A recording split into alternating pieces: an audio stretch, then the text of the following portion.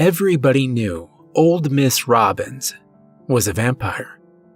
Our parents said that we were just being paranoid, but we had evidence. The first piece of evidence was that she almost never left the house, and never during the daytime. The second piece of evidence was that she always dressed in black.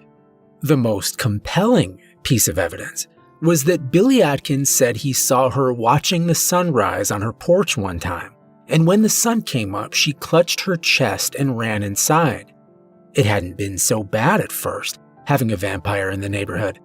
We knew that we were safe in the daytime, and we'd be locked in our houses at night.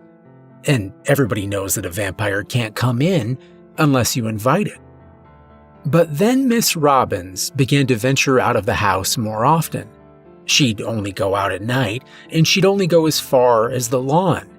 She did the same thing every time. She'd stand there, staring out into the night, not moving. Then, slowly, she'd reach into her pocket and pull out her keys, rattling them with a back and forth motion of the wrist, as if she were playing with an invisible baby. Sometimes she'd stay until the sun came up, and then she'd clutch her chest and run inside. This went on for a couple of weeks, and then she started getting closer to the street. First, she was 15 feet away. A few nights later, she was 10. And then, she was 5. And every night she'd rattle the keys harder until the neighbor's dog began to bark at her. But old Miss Robbins didn't pay the dog any mind. She just stood there rattling her keys. That's when Billy Atkins came up with a mission. We'd sneak into Miss Robbins' apartment at night and get a picture of her coffin. All vampires sleep in a coffin, Billy said, and if we can get a picture of it, then our parents will have to believe us. It was sound logic. We drew straws to see who would be the one to sneak into Miss Robbins' house while she was out rattling her keys. And, of course, I drew the shortest one. The next night, while Miss Robbins was on her lawn, I snuck in behind her. It wasn't hard. She left the front door wide open. As I stepped over the threshold, I noted that the place had an oppressive air to it. It was stiflingly hot and smelled like mothballs. I held my phone clutched tight in my sweaty hand as I scanned the living room for the coffin. There was no sign of it, but then I guess there wouldn't be. My best bet would be to check the bedroom. I forced myself down the hall, each footstep feeling as if it weighed 1,000 pounds. I pushed the door to the bedroom open, and it gave a loud creak. I whipped my head around to see if Miss Robbins had heard me, but I didn't hear any footsteps, so I guessed I was safe. There was no coffin in the bedroom either. Maybe it was in the basement. I found the entry to the basement in the laundry room. The door was old and the paint was peeling off of it. I felt sweat beating up on my forehead as I stared at the door. I couldn't tell if it was nerves or just the heat. I pushed the door open and switched on the flashlight on my phone, but it only lit about halfway down the staircase. I took a hesitant step down, and that's when I heard the front door close, followed by thudding footsteps. I couldn't run. My only chance was to hide. I closed the door to the basement as quietly as I could and started down the steps, but there must have been a missing step because my foot found only air and I tumbled headlong rest of the way down. My phone screen shattered, but the flashlight was still on. I swept the beam of light around the room and it landed on something shiny, a shelf full of glass jars. The jars were filled with a murky green liquid, and each one had something floating in it. As my eyes focused in the dim light, I saw what was inside of them. A scream gathered in my throat, but came out as a whimper. The whimper was loud enough, however, for Miss Robbins to hear me. The basement door was flung open, and light poured into the room. "Who's there?" Miss Robbins called out. My head whipped this way and that as I scanned the walls for another exit, but there was only one way out, and Miss Robbins was standing between me and it. Miss Robbins swung her flashlight beam over me, and I was blinded as the light washed out my vision.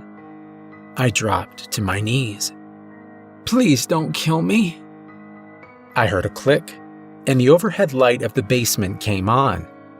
I dared not look to my right, where I knew the jars of human remains were. "So you found my children," Miss Robbins said, giving me a hard look. "I won't tell anybody. I swear."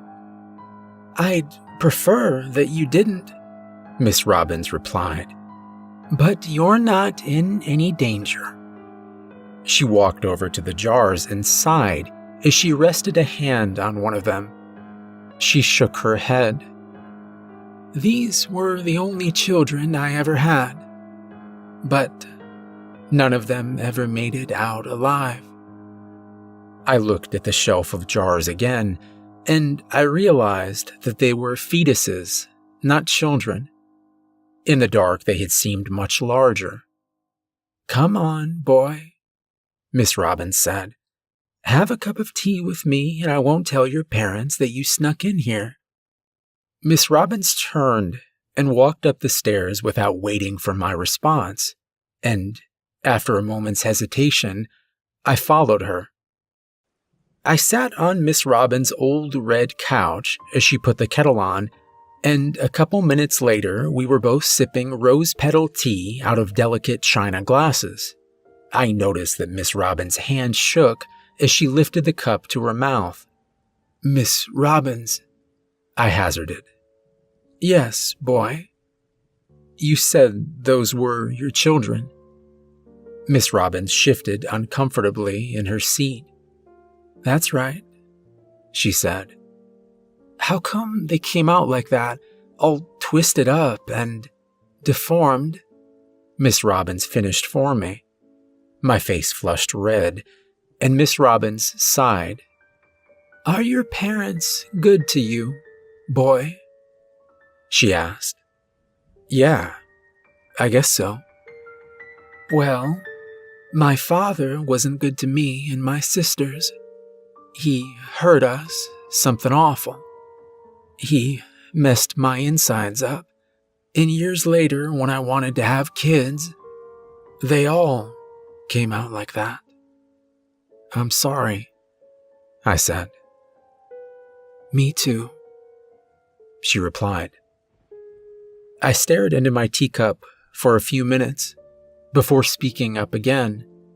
"Miss Robbins?" "Yes, boy?" "You said you had a sister." "Yes," she said, frowning. "I had 3. Now I've got 1. How come she never visits you?" I asked. Miss Robbins shook her head. "I shouldn't tell you any of this, but I guess if you ask an old codger like me a question, they'll tell you their whole life story. I guess it's because the world forgets about us old people, so when someone wants to talk to us, we can't shut up." She took another shaky-handed sip of her tea and continued. "This is the house I grew up in. All of my sisters moved away and lived their lives, but I could never leave this place. Back when I was a girl, they didn't have a name for that. Now they call it agoraphobia. Do you know what that is, boy?" I shook my head. "It means I can't go outside," she said. "Too much open space, too much noise, and too many people. It's suffocating to me. I can make it as far as the lawn some nights, but then the daylight comes and the world opens up, and I've got to come back inside." "But you've been going outside every single night," I said. "I've seen you." "So I have. she replied. She stared into her tea with a troubled look on her face. My sister is dying, she said. They say she's got a few months left, but it's my last chance to see her before she goes. Why do you rattle your keys? They're my car keys, she said, and anything I hold these days rattles. But I'm fooling myself, she went on. I haven't driven that car in over 10 years. Even if I could make it there, it probably wouldn't start. Huh? I said. We just thought you were a vampire. Miss Robbins snorted in her tea. You what? She said. Well, you only ever come out at night, and Billy said that meant you were a vampire. To my surprise, Miss Robbins began to laugh. I suppose that makes more sense than someone being afraid of the outside, she said. Well, sure, I replied. Everybody's heard of vampires, but I don't think anybody knows what gophonia is. Agoraphobia, Miss Robbins said, a soft smile lighting her face. Right, I replied. But, Miss Robbins. Yes? How can anybody be afraid of the outside? Miss Robbins' lips creased into a frown.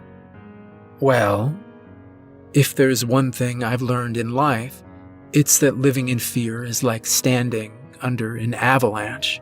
If you don't move out of the way, the snow just keeps piling up on you, higher and higher, and eventually you get so deep that you can never dig your way out. It's a shame you're not a vampire, I said. Why is that? Well, if you were a vampire, you wouldn't have to be afraid. I don't think there's anything in the outside tougher than a vampire. Billy says that vampires can't go out in the sunlight, but I figured that they could just wear sunblock. Miss Robbins smiled. Yes, she said. I suppose they could. I went home not long after, but that wasn't the last time I had tea at Miss Robbins' place. Once we knew she wasn't a vampire, me and the other kids started to stop by sometimes. She would make us rose petal tea with honey in it, and to this day I've never had anything that tasted so good. The very last time I went to Miss Robbins' house, she wasn't there. Instead, there was a note on the door that simply read, I've decided to be a vampire. Her car was gone, and our parents said that she had moved out to the Midwest to be with her sister. She died out there, a few years after her sister did. I only knew Miss Robbins for a short time, but I've never forgotten her. Every time I am too afraid to do something that I really want to do, I remind myself of Miss Robbins and how she decided to be a vampire.